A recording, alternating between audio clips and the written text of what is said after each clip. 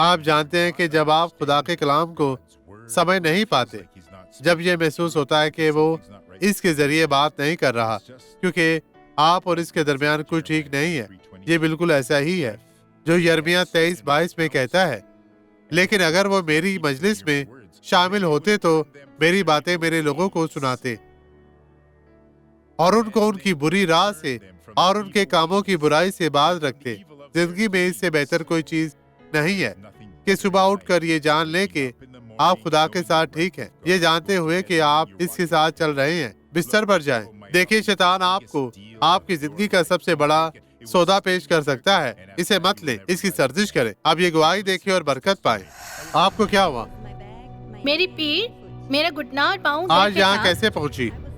میں لنگڑا کر چل رہی تھی، میں مشکل چل سکتی تھی، میں تقریباً نہیں آئی۔ اب یسوع کے نام میں آگے بڑھیں، آگے بڑھتی جائیں، یسوع کے نام میں۔ خداوند آپ کے ساتھ ہے۔ چلے میری بہن، چلے چلے، اپنے قدم آگے بڑھائیں، ایمان رکھیں یسوع نے آپ کو برکت دی ہے اور وہ آپ کے ساتھ ہے۔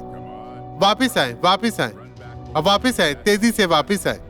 اس طرح ہمیں بتائیں، اب آپ بہتر ہیں؟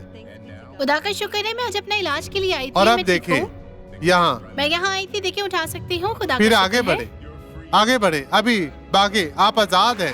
بھاگے میری بہن، بھاگے بھاگے بھاگے، بھاگتی رہیں۔ آئیں اب دعا کریں۔ باپ، میں دعا کرتا ہوں کہ یہ شخص ابھی جو یہاں ہے یا گھروں میں ہمیں دیکھ رہے ہیں، آج ان کی زندگی میں موجود ہر طرح کی بدی چلی جائے اور انہیں چھوڑ دے، غائب ہو جا۔ میں تجھے کہتا ہوں، میں تجھے حکم دیتا ہوں یسوع کے نام میں، اور آپ کہیں خداوند تیرا شکر، تیری تعریف ہو۔